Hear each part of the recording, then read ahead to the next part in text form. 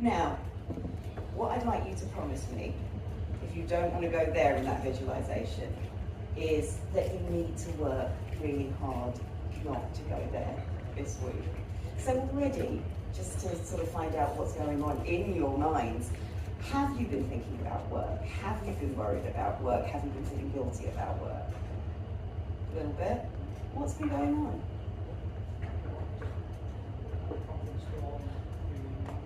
So you've been working whilst you're here. So again, you're in the middle of paradise and you're working. And the brain knows it's here, it can see it's here, but when it's focused on work, it's right back there again. And so that's the beauty of the brain if we make it work for us. Because it does mean when you're back in cold, rainy England, it means that you can revisualize what it feels like being here and regenerate those feelings, which is great. How about yourself, if you've been thinking about work? Ah, lovely. No worries about anything else your mind hasn't been wondering?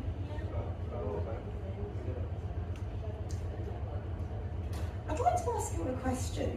When you have that thought of, I must do this, or I'm worried about that, or I need to do whatever, do you feel guilty about that and try and suppress it? Do you try and tell it to go away, or do you let it stay? What's your immediate reaction?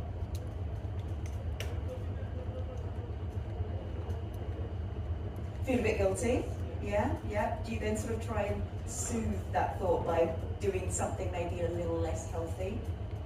I like comfort eat, as an example. Drinking, yeah. Drinking, absolutely. Those things happen. What do you do? All of them, yeah. We all do. That's the problem. And the whole thing about not being able to manage some of those thoughts is that we've never been taught to manage them. And this will be because when we were growing up, even you when you were younger, parents will have said to us, calm down. We're excitable, calm down. We're upset, calm down. And all we've learned from that is emotions are not healthy for us. And that's a real shame, because it means we never learn to manage them, we never learn to accept them, and we never learn that they can be simply a warning light that there's something that we need to deal with. And so one of the first things I would suggest is simply, when you have one of those thoughts, especially if you are doing something formal like a meditation or yoga class or something like that, and you're having those thoughts and they won't go away, accept them. Just acknowledge that they're there. And another tip, once you've acknowledged that, is to categorize them. This is a work thought, this is a guilty thought, this is a whatever thought they are, because that way you can actually identify where your mind is most of the time. And that's something we don't often do. We have a thought that we think we ought not to have, and we try and dismiss it and get rid of it, when actually if we learn from it, we might get a little bit more information, and that can be quite useful. So just learn from thoughts and categorize them, don't be afraid of them. Now the thing about the mind is that it is extremely powerful. Every day, if you read the internet, if you read the papers, you will see people have so many shows of brilliance, of kindness, of compassion, but also we don't use it enough. We focus on work, even when we're in somewhere like this. We focus on things that we feel we ought not to do, or we focus on things that we can't change. And that uses up half of that space. And simply mindfulness is about allowing some more of that space to grow. That's all. It's not giving you something extra to do, I promise you, because that's the last thing you want. So I'd like you to do a little task with me. I'd like you to observe the room that you're in right now, as if you were about to describe it to me as you would a playwright. So the playwright's going to write a description of this room. What would you tell them? So 10 seconds, just observe the room.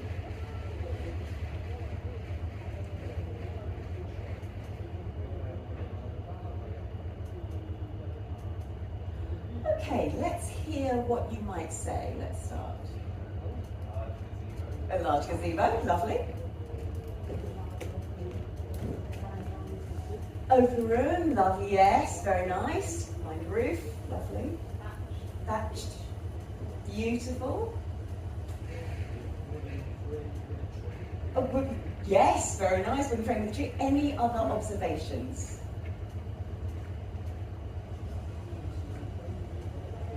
Where's the furniture? Airy. Now, so far, the only thing you've given me is visual. And I didn't say look around the room, I said observe.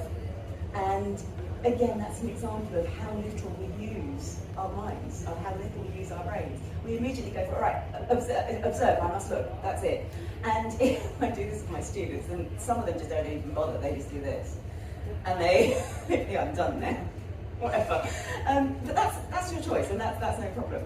But observe just means observe with all your senses, because you will pick up so much more if you observe with all your senses. Airy, you were starting to talk about touch. You were starting to talk about how it feels to be here. And where we can really use this is when we're talking to people. So if you're in a situation, whether you're a parent, a sibling, a friend, a leader, whatever it might be, when we listen to people, similar sort of thing, we tend to listen just with our ears. But if we use all of our senses, we might pick up other things as well. And it's levels of listening. Julie Starr has given us 4 levels of listening. The first is hearing. And it's written out in a pyramid because that top bit, hearing, is how much information you take in. That's what my students do. It might be what you're doing right now. It might be, yeah, she's here, she's chatting, but I really want to go and eat. There's something else going on, I'm thinking about a conference call, whatever it might be. And that only that bit of information is going in. The next level down, however, is listening. Now I'm going to embarrass Dave here because this is what he does. Usually when I'm talking to him and I say, what did I just say now? And you will be able to say, you said, what did I just say last? You will be able to repeat the last line. But not much more than that. No meaning, nothing like that inside that, just the last line. So that's the second level. A little bit more information, not much more. Third level is active listening, where you interact with the information. And so the active listening is asking questions about that. So someone's talking about, I don't know, talking about their holiday. And there it's also, where did you go? Who did you go with? Asking the who, what, where, why, and how, the open questions. Or if you are worried about what to say, and so I know I made fun of you then because of the listening, hearing thing.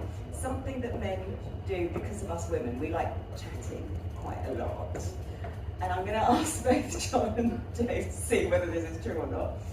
Do you sometimes find when you speak, you kind of don't get to the end of your sentence, you tail off? Yeah, that's because I talk too much. Okay, sometimes it's because we, women, tends to be more, don't like silence. So we try and preempt what they're going to say. And often, they never get to the end of the sentence. They never practice getting to the end of the sentence. And so sometimes we also need to listen and let people speak too. So you've got that. And the more you notice somebody doesn't get to the end of their sentence, the more they've been interrupted, it's likely. So if you get stuck with what to say in the active listening phase, if you don't want to ask questions, paraphrase back to them what they said. So it might be, oh, I went on holiday to the Maldives. You can say, oh, so you went on holiday, tell me a little bit more about that. Something like that. And that really helps if you're in customer service, that really helps if you are working with somebody where you're trying to get more information out of them, because often when you paraphrase back, you can check that you've got it right. Because sometimes we might have actually misunderstood the meaning. And so active listening is where you get a lot more of the information. That's getting towards the bottom of the pyramid. But as I said, if we listen with all of our senses, we actually pick up even more information. And so the other senses are, of course, vision, that vibe, watching body language. All of that can make a real difference. So, for example, if you're talking to someone and you've kind of got to know their baseline body language anyway, and they suddenly change whatever it is they're doing. Sometimes it's this. This is quite a tell, usually. If someone starts rubbing their chest or playing with a necklace or something like that, it might be this kind of thing. But you'll notice a change in behaviour. That means that's the area, if you want to find out more information, to question that. Find out more when they start to change their body language. Because often when we converse with people, we talk about what we're prepared to talk about. We don't talk about the raw thoughts that are going on in there. But when you're listening deeply, which is the fourth level, you're listening with your eyes as well. So you can see body language changes. You can hear changes in the voice. If they suddenly go higher and very excitable, or if they go lower. What I tend to find with my clients is when they go lower, they suddenly feel more confident and comfortable. And so again, you can pick up on that vibe. So if we use all of our senses to observe the other person, we actually find out a lot more information about them. So that's just another tip. And just throw this question out.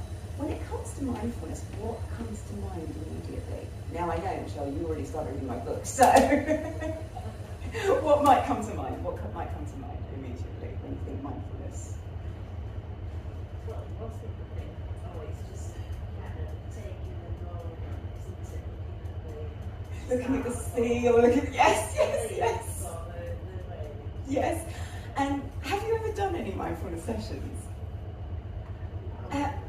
If you, or have you heard about the eating a raisin mindfully exercise? Yes, and that reaction, sorry, what was your name? Claire. Exactly that reaction, Claire. Exactly. Yes, I've heard of that. That's.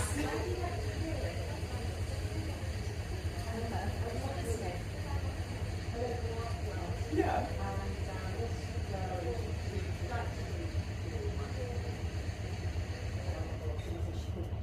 But anyway, went to one of her lovely portraits, and yes, we all had to close our eyes. I mean, such a very similar to me. Yeah. She made us think about what we were eating. But I can't trust that. Yeah, so the thing about that is it's one of the most commonly done things, and it's one of the exercises everybody really dislikes about mindfulness. And similarly, if you think it's only formal, like yoga or meditation, if you don't like yoga or meditation, and not everybody does, I mean, when I wrote that book, there's meditations in the back of that book, which means that you can actually download them, they're guided meditations, and that's great. I really wasn't into meditations at that time, so to have to record 12 guided meditations was so difficult. So you can hear that, yes, no, because I'm an actress as well. I'm able to act my way through it. So, but I'm really into them now, so it works now. And when it comes to formal mindfulness, not everybody likes it. It is just as simple as that. Not everybody likes it, and that's why I do the informal stuff. And so, eating a raisin, there is some reasoning behind it, because what it is, it's about 5 senses again. What does it taste like, and so on. But Dr. Helen McCarthy, who's a very, very good friend of mine, she does that exercise to actually put people off food. Because what she says is when we eat mindfully, the first parts of what we taste is almost the most indulgent and the most enjoyable. And actually, as we get towards the end, if we haven't changed the taste that we're having, we feel a bit, that wasn't as good as the first bit. And so that's why she says it's that little and often, or changing what it is you're tasting, makes the whole meal more enjoyable, more indulgent. So it's worth remembering that some of these exercises, the reasoning behind them is sound, but the application may not be as useful. And so that's why I just like informal, practical, everyday things. And so I thought I would give you a series of tasks, which again are informal, but what they do is they re-energize us and they also relax us. Because another thing that people mistake in mindfulness is they seem to think it's simply about relaxation. So let's have a show of hands. If you finished a project, just finished something, maybe a very difficult conference call or a very difficult work situation or a very difficult family problem, and then somebody says to you, oh, well done for doing that. You can relax now. What do you think? Do you just think, yeah, I can? I know you do, because we've had this conversation, but are you like me and think, no, you do know me? Do you know who I am? I don't want to relax, actually. I want to re-energize. And so relaxation has 2 parts. Compassion-focused therapy teaches us that we have a drive system and a soothing system. Both of them can help us rejuvenate and regenerate our minds and our bodies. The drive system is where we channel that energy, and that might be into sport, it might be into something physical, it might be into reading, it might be into learning something. The soothing system is where we do our breathing, our calming, speaking to people, journaling, and so on. And so this is where this exercise, it's called Spices. This one was given to me by a friend of mine, Sharon Morton, she's a coach. And it takes you through 6 different ways of feeling re-energized. And they come under the drive and the soothing systems. Starting with S, that one is spiritual, that stands for spiritual. And spiritual is, of course, your mindfulness in terms of your mindful walks, in terms of your deep breathing, your yoga, your meditation, and so on. But it can also be, if you don't like being alone with your thoughts, things like affirmations. And one of my favourite affirmations is, you can't save people from themselves. Because that reminds us that sometimes we have to, we can't solve everybody's problem all the time. We sometimes have to let them get on with it. My second favourite one is, even if I can't control anything else, I can control my breathing. And that one's a really nice one. In the middle of a crisis, I really like to use that one. So that one, I'd like you to repeat it with me. We'll say it a couple of times, just breathing in, and then, even if I can't control anything else, I can control my breathing, and breathe out. So breathe in, and even if I can't control anything else, I can control my breathing. Once more. Even if I can't control anything else, I can control my breathing. And that really makes me feel better, if I think about that one, because it does remind me that there is something under my control. Now, coming from the UK, you're probably used to the NHS's 5-4-3-2-1 technique. If you're not, I'm going to give you a reminder. Very simply, this can be helpful if you're at the point of crisis, if you're really stressed. It can also be helpful to talk someone through a panic attack, because it allows them to get more aware of the present, which is what mindfulness is about, really. And the 5-4-3-2-1 is simply name 5 things you can see. So it might be the table, cushions, fans, a banner, and microphone. 4 things you can hear. It might be air conditioning, it might be my voice, it might be the person next to you breathing, and so on. 3 things you can touch, 2 things you can smell, and 1 thing you can taste. And what that does is it gets us back in tune with where we are right now. Because the reason people are panicking, the reason people are anxious, the reason people are getting themselves into that state is because their mind has gone somewhere else. But there's nothing we can do about the past because we can't go back there. And there's nothing we can do about the future because we can't predict it. The only place we've got to work is in the present. And the 5-4-3-2-1 gets you reconnected with the present. And I think that's a really, really nice technique just to remember. Don't get too worried about whether it's 5 things you can see or 5 things you can hear. It doesn't matter. You know the 5 senses, just go through 5-4-3-2-1. So that's the S for spice, for these spices. The P is physical. Now physical is, it engages the drive system. Physical, of course, is more energetic. So physical might be going for a run or a walk, it might be a swim, it might be intimacy, any of those things can come under physical. But so can something else. And I'd like you all, you know I make people join in, to stand up, please. And it can be taking a power pose. Now a power pose was created by Amy Cuddy. And she said, if we take the pose very much like Batman or Superman, you know, Wonder Woman, any of those, already we look more confident and we take up more space. And that's part of it. So Amy Cuddy would say, if we're going to go to an interview or a event that we're nervous about, go into the toilets before you do it and do some power poses. So obviously I was doing that before I came here. Now, actually, that's not the best reason why you do power poses. The theory behind it is more sound in that this sort of pose, it makes you more solid. So I'm going to, my lovely assistant here, I'm going to bring you in there. If you just stand sort of maybe a bit more feet together, a bit more slouchy, I come around there, I can push you over quite easily. But if you plant your feet firmly on the ground, there, it's much harder to move you. It is as simple as that. And so, also, if your feet are shoulder width apart, your shoulders are back and down, you have a lot more breathing space in order to take a breath, which makes you louder. It also makes you lower when it comes to speak. So that's another reason why the power pose makes a difference, because again, that makes us feel a lot more confident, and it makes us look a lot more confident. So immediately, everybody else looking at you suddenly thinks, oh, I'm going to treat you like you're confident. So a lot of this is quite psychological, really. But even more interesting than that, this is an adaptation that I would like you to add on to this power pose. And this comes from drama, this comes from acting. Rather than standing straight on, head on, take a very slight angle, because that makes you even harder to push over.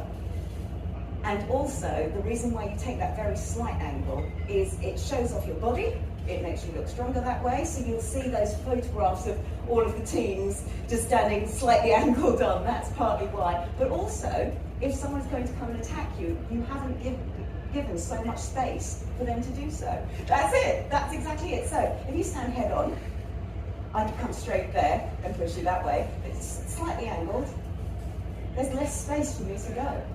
So what I'd like you to do is just shake out, relax, and I'm going to count to 3, and on 3 I want you to take your pose, okay? Whatever it is, whether it's here, like hand on hip, whatever you like, okay? So heads down, shake out, 1, 2, 3, pose. Yes, yes, I like that. Again, once more for good luck. 1, 2, 3, and again. Wow, I wish I had a camera. Do you have a camera? Can you just hold those poses?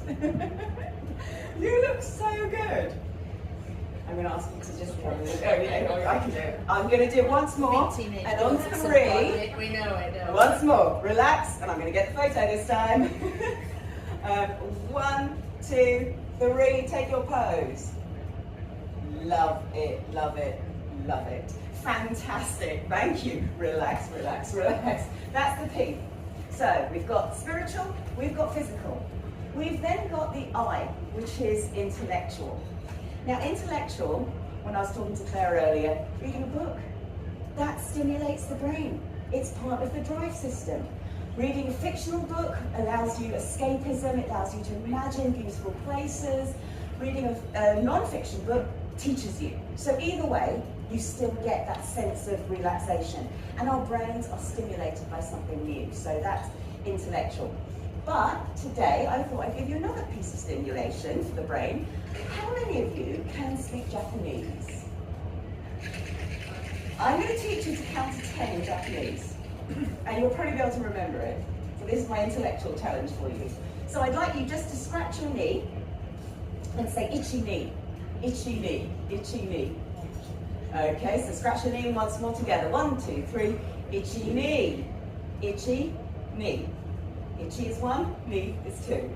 Okay, now 3 is the sun, is sun. So if you just look at the sun over there and point to the sun, sun, everyone, sun, good. After 3, we're going to go with ichi ni, sun. 1, 2, 3, ichi ni, sun. Okay, good. Next is find a female in the room and either point to yourself or point to that female and say she. She. She. Okay? So, ichi ni, sun, she. Okay, 1, 2, 3. Ichi ni, sun, she. Good. That's up to 4 already. Ichi ni, sun, she. Go. Just go. Okay. 1, 2, 3. Ichi ni, sun, she, go. Then roku, the dance. Okay, the dance, roku. From the top, 1, 2, 3. Ichi ni, sun, she, go, roku. Ichi, ni, san, shi, go, roku. 7 is sichi, so I think that's, to me, it's like sewing, it's like stitching. So sichi, sichi. 8 is hachi, and I always think of an egg. Hatching, hachi, hachi. From the top, 1, 2, 3. Ichi, ni, san, shi, go, roku, sichi, hachi, good. Ichi, ni, san, shi, go, roku, sichi, hachi. That's number 8, isn't it? Number 9 is Q, so think of a poker. Oh, not poker. Snooker, Q. That's where my mind's gone clearly. Q. And chew is 10. So chew, think of your teeth. From the top, 5, 6, 7, and ichi, ni, san, shi, go, roku, sichi, hachi, chew. Q, chew. My fault. Once more, let's do that once more all over again, and that's 1 to 10. Ichi, ni, san, shi, go, roku, sichi, hachi, Q, chew. Ichi, ni, san, shi, go, roku, sichi, hachi, Q, chew. You've just learned to count to 10 in Japanese, and now you can go and teach somebody else with those actions as well. I was thinking about this and putting in the line. Yeah. But hopefully with the actions that really helps as well. So again, it's another way to remember things. It's putting actions to them. It's if you watch Sherlock, it's the mind palace. It's bringing the imagery in again. So that's why imagery is so important. So that's the I. S-P-I. C is creative. Get creative. Now, John, you were a very good volunteer last time, so I'm going to just throw you in the deep end straight away. And I am going to ask you, there's 8 boxes here. John, I'm going to ask you in 30 seconds to draw 8 different pictures for me. I'm not going to mark your drawing, but you can't just do like A, B, C, D, E, or draw dice numbers. 8 pictures. Not amazingly asked, but whatever you like. So you've got 30 seconds. Okay. It's doing well. Okay, you've got 20 seconds.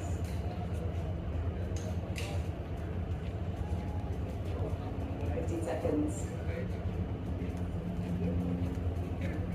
10, 9, 8, 7, 6, 5, 4, 3, 2, wow. Brilliant, really good. Give them a round of applause.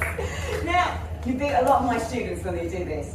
But if you get really stuck with something creative, so if you think about whether you might thought, oh, I'm not creative, I'm not going to do anything. One tip I would give you, and this is again a mindfulness tip, is think how a child might see a picture. Think how a dog might see a picture. So a dog might draw bones or something like that. A child might draw a ball or a park. A pirate might draw a ship and treasure. So if you see something through the eyes of someone else, you've improved your creativity because you're thinking empathetically. And actually that's really good as well if you're working with clients, because you can sit there and think, well, how does the client see this? And so often we're led by our own brain, but we're only as good as that. So if we start using other people's perspectives, we can actually improve our creativity. So thank you very much for that. And that's just a little tip for creativity. That's the S-P-I-C. E is emotional. And emotional is more relaxation. So I wanted to teach you some self-compassionate touch, and that's from Neff, Dr. Neff. And simply, she just goes through a number of different things that we can do just to make ourselves feel better. So the first one, she actually suggests hold your face, cupping it in both hands. Just give that a go. You decide whether you like this or not. I quite like this one, but some people prefer one only. You decide what works for you. That's one or that. The other one she suggests is giving yourself a hug or stroking. Sometimes tapping can help, just like butterfly taps there, or that, or open. And the last one is holding the abdomen, or just resting your hands in your lap. All of that is self-compassionate touch, and all of that is there. Almost is the sort of touch that we would give to loved ones. So we are, again, borrow Dave, just if you were working with a child and they were upset, you might do this. Another one would be stroking the chest as well. There's no reason why we can't do this to ourselves. There's no reason why we can't give ourselves the same love as we would give to somebody else. And that's quite important to remember. So that's emotional. And social is the last one, so that's our final S. Social is simply giving back to other people. And that might be telling somebody that you love them, it might be, or thanking them, it might be volunteering, it might be getting involved in something. And again, that can make us feel great because we've done something good, but also that can energize us because we are getting involved in something. So that is just a simple spices technique, all practical and all things that you can do really, really easily, hopefully. So, before we finish, the final thing I want to give to you is the gratitude stretch. This morning, I was speaking with some of the residents who attended the talk last night. They've flown home today, sadly. But one of them said to me, I'm always told to journal. Everyone says journal, you need to journal. And she really wanted to journal, but she just didn't have time and then felt guilty about not journaling. So if you want to journal, one thing you could do is put some questions up on post-it notes on your mirror. And it might be, how do I want to behave today? What's my intention for today? Or it might be positive phrases about yourself. You can use those and just simply do them when you're brushing your teeth. You don't have to formally buy a journal and write things down. 3 things you're grateful for is another great journal thing. Amazon's made a lot of money out of us this year for journals. But if you don't have time to do that, then I would suggest this. And this is very simple. You're done at the start of the day or the end of the day. Because you've been here all this last hour, and this is the last thing I'm going to give you. So stretch out your arms and think about one thing that you are grateful for in your life. And this might be a house, it might be a car, it might be this beautiful resort, whatever it might be. And stretch out your legs, so stretch those out. And think about one person you're grateful for in your life. And you are allowed animals as well, so you've got pets, that's okay too. And shake out. And think about one thing you enjoyed doing today. One thing you enjoyed doing today. Now, if you do that at the start of the day, that took less than 30 seconds. If you do it at the start of the day, when you're lying in bed, you think about one thing you're looking forward to. If you do it at the end of the day, one thing that you've enjoyed. And here's the secret benefit and the secret tip. As a psychologist, I look for patterns all the time. So if you do that for 7 days, you will find some things and some people show up all the time. Some things and some people do not. Actively go and spend time with the people and doing the things that come up in your gratitude practice all the time. Because if you do that, if you actively go out and spend time with them, use that drive, channel that energy that way, what you'll also find is that when somebody who doesn't come up in your gratitude stretch and they want to demand time off you, you can say to them, sorry, I'm already busy. So that's the extra benefit of knowing, having that awareness, having that extra.